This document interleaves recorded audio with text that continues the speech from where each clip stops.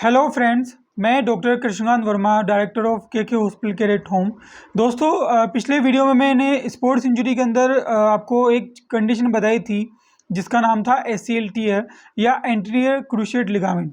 तो दोस्तों, आज मैं इसी के बारे में बात करूंगा। ACL टीयर क्या होता है, उसका इलाज क्या है और उसके सिम्टम्स क्या क्या होते हैं। दोस्तों, बहुत सारे पेशेंट अच्छा रिस्पॉन्स दे रहे हैं और वो अपनी रिपोर्ट वगैरह शेयर कर रहे हैं मुझसे। तो इसके लिए मैं एक बात और बताना चाहूँगा आपको। अगर आपकी कोई पुरानी पेशेंट हिस्ट्री है, पुरानी रिपोर्ट्स हैं, एक्सरे, CT स्कैन, MRI है, और अगर आप जानना चाहते हो कि उसका आगे का क्या प्रोग्नोसिस होगा या क्या ट्रीटमेंट होगा, तो आप मुझे व्हाट्सअप नंबर पे ये सारी चीज़ें भेज सकते हैं। मैं आपको जो भी सॉल्यूशन होगा वो डेफिनेटली बताऊंगा। कॉल अगर आप करना चाहते हैं तो प्लीज़ 7 बजे के बाद ही कीजिएगा। वापस आता हूँ ACL टीयर के ऊपर। तो दोस्तों, बात करते हैं ACL टीयर क्या होता है। दोस्तों, ACL टीयर एक सॉफ्ट टिश्यू होता है। जैसे अपनी बॉडी में हड्डी होती है, मांस होता है, वैसे एक सॉफ्ट टिश्यू भी होता है, इलास्टिक टिश्यू होता है ये। तो ये आपके फीमर से और टीबिया के बीच में लगा होता है, या घुटने के ऊपर और नीचे की जो बोन है उसके बीच में लगा होता है। इसका काम है, ये घुटने को ज़्यादा सीधा होने से रोकता है। घुटना अपना एक लिमिट तक ही सीधा हो सकता है, उसके आगे नहीं होता है। उसका कारण ये ACL ही है। तो अगर ये टीयर होगा तो घुटना थोड़ा सा ज़्यादा आगे मुड़ना शुरू कर देगा या हाइपर एक्सटेंशन में चला जाएगा। इसके जो टेस्ट भी होते हैं, जो मैं बाद में डिस्कस करने वाला हूँ। तो सिम्टम की बात की जाए, ACL कभी भी टूटेगा तो सबसे पहले पेशेंट को सीवियर पेन आएगा। उसके जो पैरों में लचक आना शुरू हो जाएगी, घुटने में लचक आएगी जब वो चलेगा या सीढ़ियाँ चढ़ेगा उतरेगा। स्वेलिंग भी आ सकती है, पॉपिंग साउंड आएंगे। जब घुटने की मूवमेंट करेंगे तो अलग ही एक डिफरेंट सी शेड या लचक सी फील होगी। और कई बार बहुत ज़्यादा आवाज़ भी आने लग जाती है घुटने के अंदर। पेन की बात करें तो बहुत सीवियर इसमें पेन आते हैं और नाइट में पेन काफ़ी ज़्यादा बढ़ जाते हैं। दोस्तों, कोजेज़ की बात की जाए तो ये एक स्पोर्ट्स इंजरी तो है ही, लेकिन साथ में अगर एक्सीडेंट हो जाए तो भी ये आ जाता है। अगर फर्श पे चलते हुए कई बार गीले फर्श की वजह से स्लिप हो जाते हैं तो भी ACL टीयर हो जाते हैं। गेम्स की बात की जाए तो जो रनिंग वाले गेम हैं, जैसे रनिंग हो गया, स्कीइंग हो गई, बास्केटबॉल हो गया, वॉलीबॉल हो गया, उसके अंदर ये चीज़ ज़्यादा देखने को मिलती है। तो दोस्तों, ये था सिम्टम्स और कोजेज़। प्रोफेशनली गेम्स में ये ज़्यादा देखने को मिलता है, लेकिन अगर रोड ट्रैफिक एक्सीडेंट होते हैं उसमें भी काफ़ी ये देखने को मिलता है। दोस्तों, इसमें ट्रीटमेंट जो है वो इसकी ग्रेड्स के ऊपर डिपेंड करता है। सबसे पहले इन्वेस्टिगेशन की बात की जाए, इसको पता करने के लिए कुछ मैनुअल टेस्ट होते हैं, जैसे लाचमान या एंटी ड्रॉ टेस्ट। ये प्रोफेशनली फिजियोथेरेपिस्ट ऑर्थोपेडिक करके बताते हैं, लेकिन साथ में MRI भी की जाती है।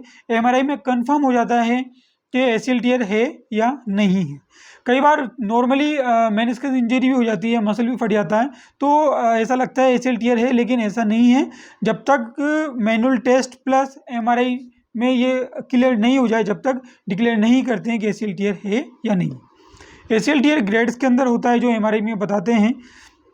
कई बार ऐसे बोलते हैं कि ग्रेड 1 है, ग्रेड 2 है, ग्रेड 3, ग्रेड 4, तो वो भी मैं डिस्कस करूंगा आपको। जैसे मान लीजिए ये आपका पूरा ACL है, एंटीरियर क्रूशिएट लिगामेंट है। अगर ये 25% टीयर हो जाए या 25% ये फट जाए तो उसको अपन बोलेंगे ग्रेड 1। अगर ये 50% फट जाए तो उसको बोलेंगे अपन ग्रेड 2।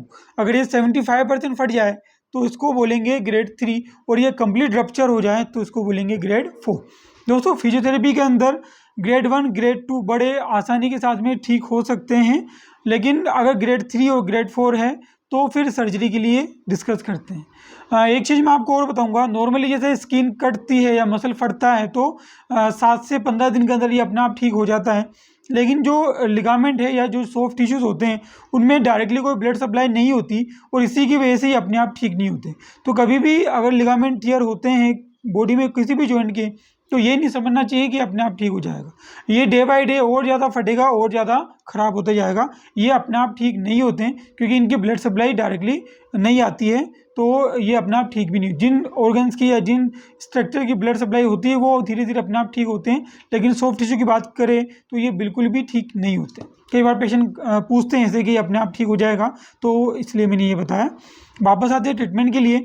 मेडिसिन ट्रीटमेंट की बात की जाए, पेन किलर चलेगा, एंटी इन्फ्लेमेटरी चलती है, मसल रिलैक्सेंट चलते हैं, कैल्शियम भी चलता है और मल्टीविटामिन भी चलते हैं। फिजियोथेरेपी ट्रीटमेंट की बात की जाए तो ग्रेड 1 ग्रेड 2 के लिए परफेक्ट ट्रीटमेंट होता है।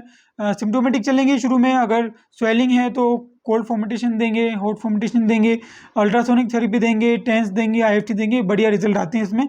जैसे स्वेलिंग पेन कम होते हैं एक्सरसाइज चालू की जाती है, आइसोमेट्रिक देते हैं, धीरे धीरे नी की स्ट्रेंथनिंग चालू की जाती है। जैसे जैसे पेशेंट की स्टेबिलिटी आती है, उसकी लचक कम होती है, तो स्ट्रेंथनिंग के ऊपर भी आगे पेशेंट को लेके जाते हैं, जिसमें क्वाड्रिसेप चेयर, जिसमें वेट कंटिन्यू बढ़ाते हैं, या फिर गेट ट्रेनिंग और स्टैंडिंग में नी की एक्सरसाइजेज। सर्जरी की बात की जाए तो इसमें अगर ग्रेड 3 और ग्रेड 4 के ऊपर अगर इंजरी है तो सर्जरी प्रिस्क्राइब की जाती है। इसमें एक टैप लगा दी जाती है जिससे लिगामेंट आपका वापस से नॉर्मल हो जाता है। कुछ रेस्ट के बाद में फिजियोथेरेपी वापस से चालू की जाती है। एसीएल टियर के बाद में जो फिजियोथेरेपी होती है उसका मैं एक अलग से वीडियो बनाऊंगा, एक वो लंबा टॉपिक है। तो दोस्तों ये था एसीएल टियर। कभी भी अगर घुटने में चोट लगे तो उसको इजी नहीं लेना चाहिए। अगर घुटने में चोट लगने के 1 से 2 दिन के बाद में अगर लगे कि पेन में आराम नहीं है तो डेफिनेटली आपको फिजियोथेरेपिस्ट से, ऑर्थोपेडिक से कंसल्ट कर लेना चाहिए। नी पेन के बारे में मैंने एक वीडियो और बनाया है जिसमें काफ़ी जनरल टर्म्स और कंडीशन है, जिसमें बता रखा है कि किस तरीके से नी पेन को क्लासिफाई करते हैं और क्या क्या चीज़ें आती है जिसमें नी पेन हो जाता है। ये स्पोर्ट्स इंजरी का पार्ट था। अगर आपको नी पेन है और अगर आपको चोट नहीं लगी है तो जो मेरा पुराना वीडियो है नी पेन का दर्द, उसको ज़रूर देखिएगा। एसीएल टियर का जो सर्जरी के बाद का जो प्रोटोकॉल है वो मैं अलग से बताऊंगा। आज के लिए इतना ही, मिलते हैं अगले वीडियो में। चैनल को सब्सक्राइब जरूर कीजिएगा।